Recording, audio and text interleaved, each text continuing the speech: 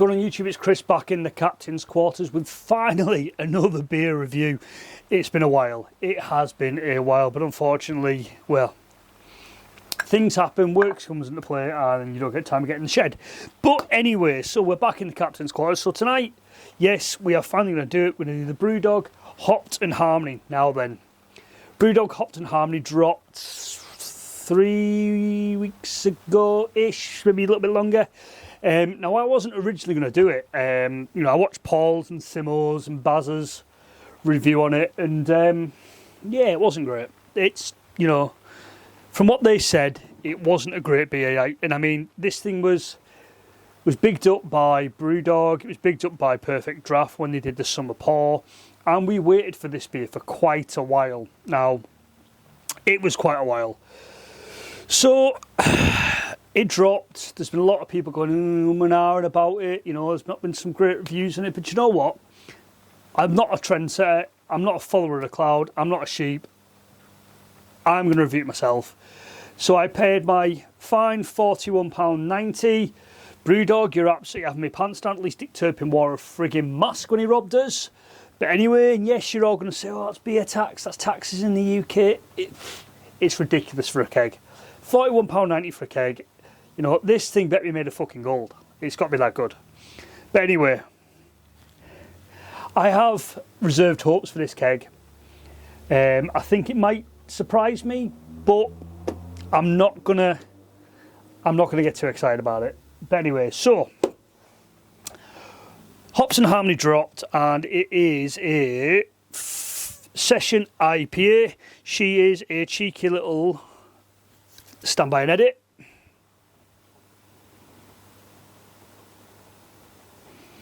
Because my, as per normal, I've lost my place on my phone with all the information on that I need.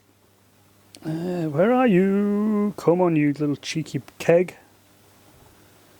This is definitely an edit.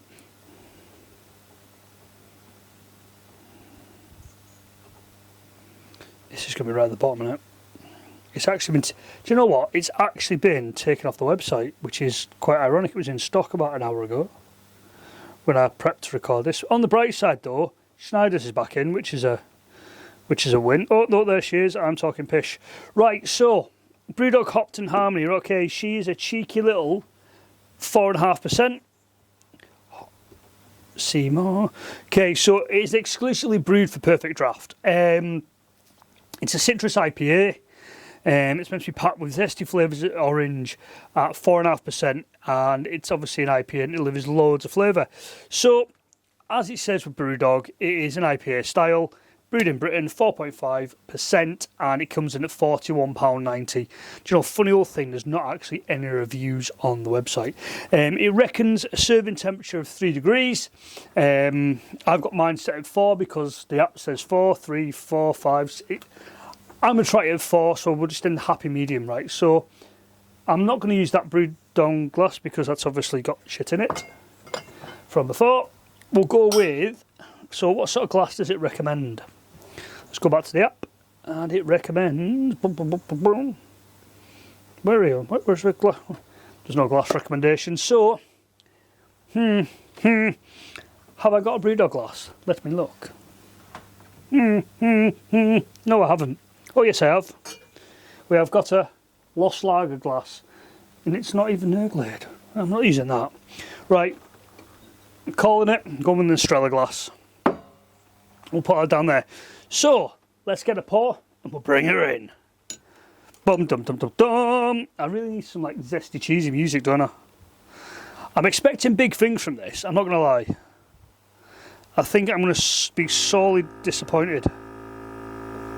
And that is a shit pour. I need a flake with that.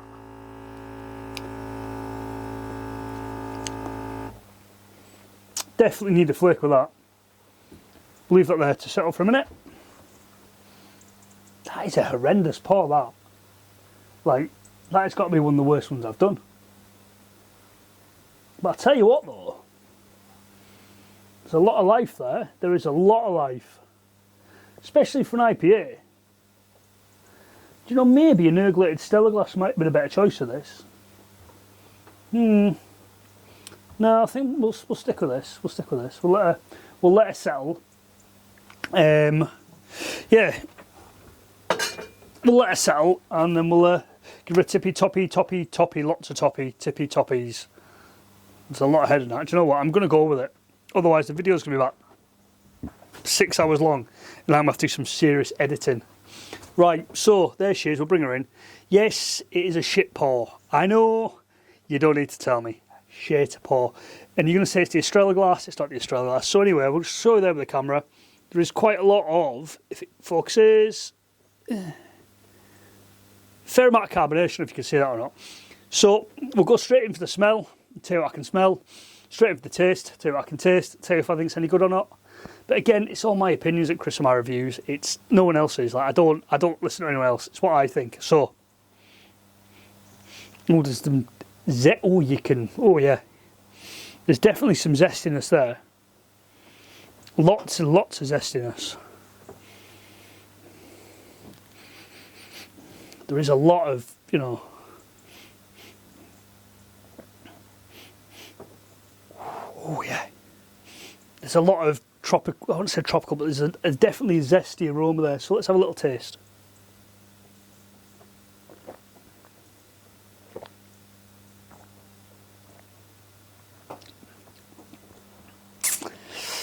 It's not bad. Do you know, it's not bad. It's not, I don't think it's, I don't think it's game changing by any means. It's not a Schneider's or a Punk or a Stella Unfiltered, but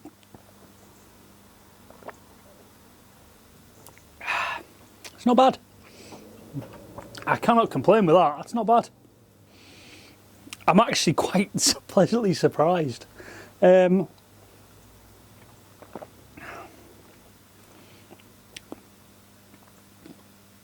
taste profile, you've got a light zestiness aroma. You've got initial taste is quite potent. I wouldn't say it's really that strong, but you've got you can taste it. It's a 4.5%. So you've got a nice mouth feel on it. There's plenty of body with it. I don't think it's, you know.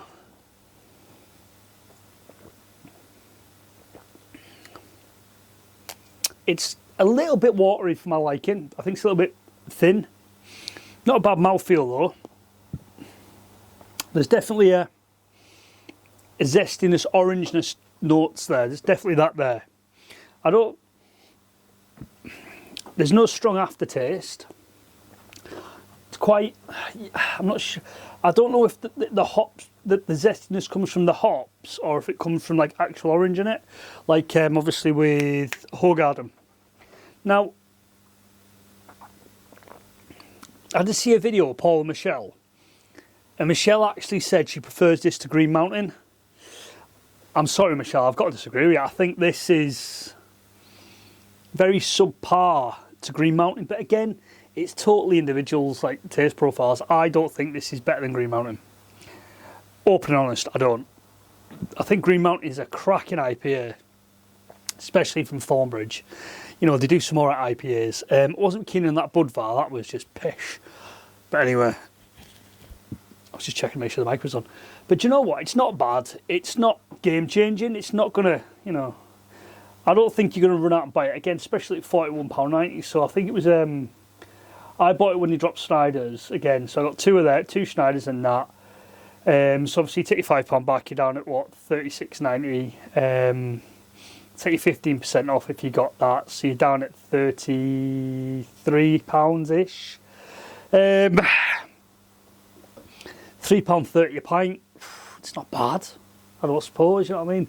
I think it's round about there, but I genuinely think £41.90 is just, it's a lot of money. It's a lot of money for not a great beer, if I'm honest. It's not Schneider's by any means. It's not Hell's Lager. Grand Pilsner, I think that's probably better than this. And I didn't really like that, not going to lie. You know, I can't say I'd recommend it, if I'm honest. If you want to try an IPA, light IPA, absolutely give it a go.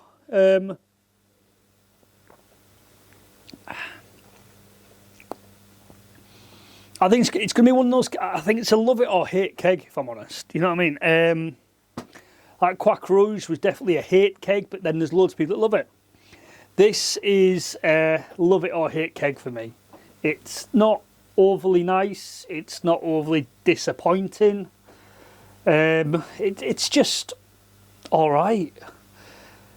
I can't really say much more than that, if I'm honest. I think, do you know what? I even think Lost Lager's better than this, because it's pretty much. I think for an IPA, it's got more of a lager consistency. I think, personally, I think Punk's a bit darker. It's definitely no Elvis juice. I mean, definitely no Elvis juice. But honestly, Brewdog, I think you've dropped a bollock with this.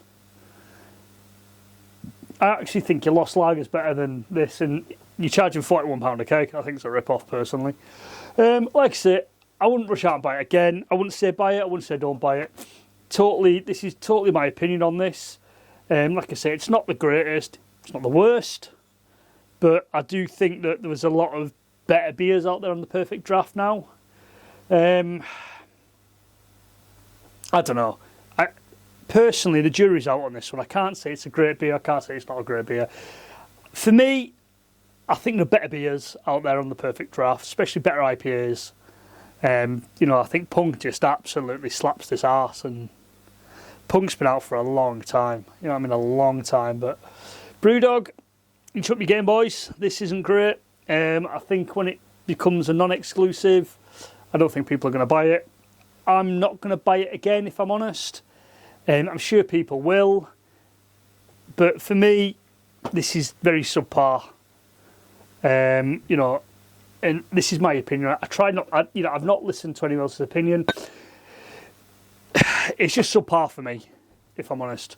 Guys, I can't get excited, I'm so sorry, but guys, thank you. If you managed to stay to the end of this video, thank you so much. Please don't forget to drop me a like, comment and subscribe, and let me know what you think about, the Punk, what out of all the Brewdogs, what do you think's the best? But anyway, guys, this is Chris. Very disappointed in the captain's quarters. Anyway, guys, peace out. Catch you next one.